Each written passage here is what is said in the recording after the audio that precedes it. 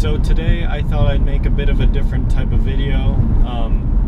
As many of you know, a couple weeks ago my check engine light came on in my car, and I haven't addressed the issue yet. I mean, the car drives completely fine, so I've just kind of ignored it, which isn't what you should do, but I've just kind of been ignoring it because I haven't really had time to investigate it. But today I'm going to be going to AutoZone and having them read the code to see what's actually wrong with this. Like I said, the car drives perfectly normal, so I don't think it's going to be anything too serious, but we'll find out.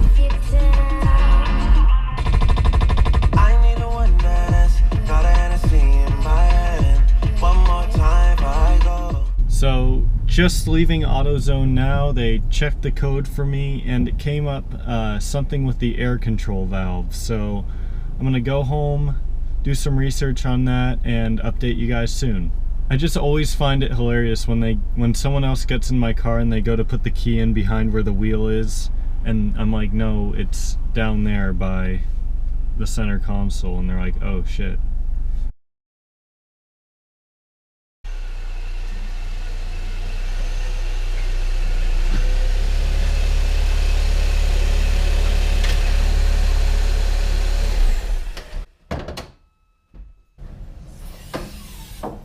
So what we're looking at is this right here, and upon doing the research I found that I just have to take this off, and then if I feel inside this little tube and there's soot and material and stuff like that in there, that means that this is bad and it needs to be replaced.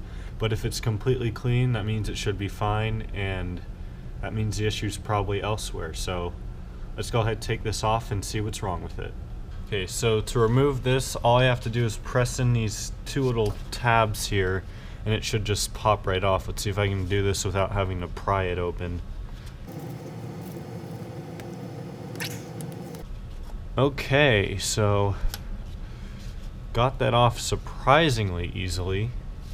So now I'm gonna check inside right here, see if it's clean, dirty, whatnot. If it's dirty, unfortunately, I'm probably gonna have to get a new one. So let's stick a paper towel in there and see what happens.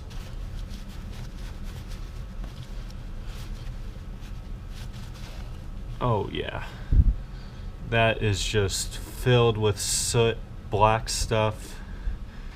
Exactly what you don't want to see.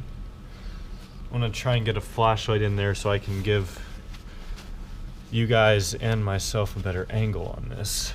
But yeah, that is just filthy in there. So if we look down in here, you can see all of the soot and black stuff all in there, and I'm sure that goes not just for this little pipe right here, but for the lower part down there. So obviously not what we're looking for here. I was hoping that would be clean, so I'll probably end up going to the junkyard, see what I can find. Hopefully they'll have some Saabs there that I can get them for a lot cheaper versus buying them new. Snaps right in. That was pretty easy. So now let's head to pick apart. I just need a girl who gon' really understand. And I seen her get rich in the pool. I seen her, I knew she had to know. This place actually had, last time I came, they had 3 Saab 9.3s of my generation, so hopefully they still have them. I don't remember where they are, so I'm pretty much just going to be wandering around until I find one. So unfortunately they had 0 Saab 9.3s of my generation there. I was just there maybe 2 or 3 months ago and they had 3 of them, so I don't know how they could have gotten rid of 3 in such a short period of time. So my dad said there is one more place around downtown Phoenix that might have what I'm looking for, so I'm going to drive down over there and see if I can find anything.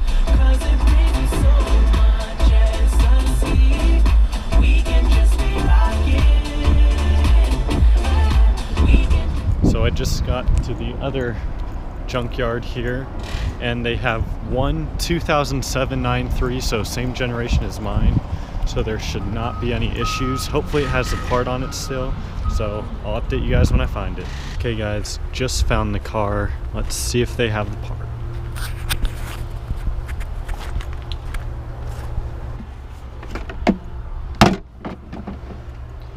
And it's gone. That is frustrating.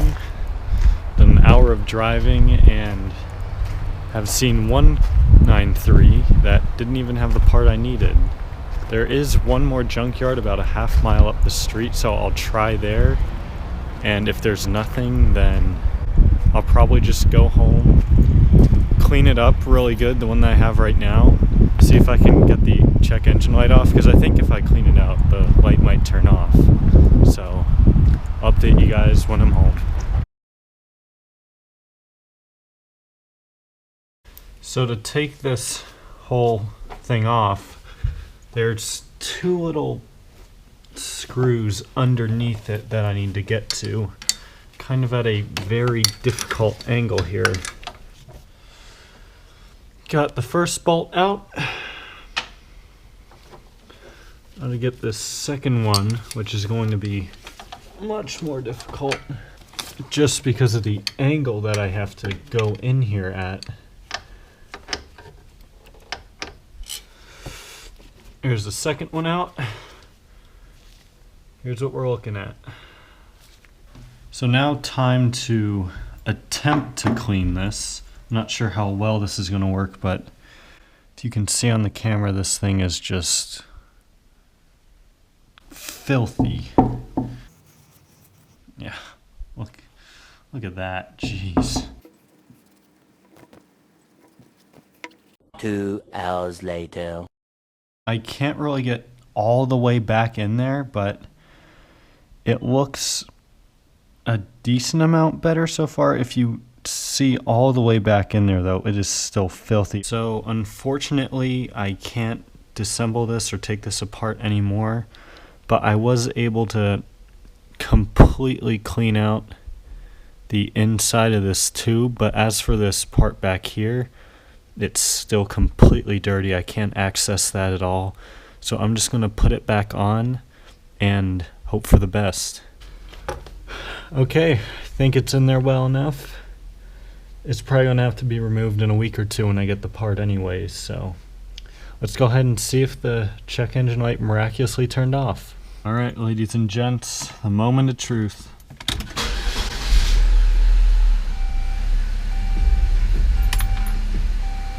And it's still there. Sometimes these codes can take like a full drive cycle to turn themselves off, so I have to do a lot of driving later today, so if it does turn itself off, I'll update you guys. But if nothing changes by the time I get home tonight, I'm probably just going to end up ordering a new part online, and then it should be completely fixed within the week. So it is now a week later.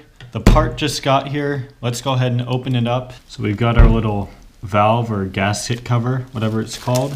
Good as new, and it's actually clean inside, so that's great news. Let's go ahead and get it on the car, and hopefully the check engine light turns off. So after fiddling this for about an hour and dropping screws everywhere and having to fish them out with a magnet, I have taken the old one out with the cover and put the new one in with the new cover. So now let's see if the check engine light is gone. All right, here we go.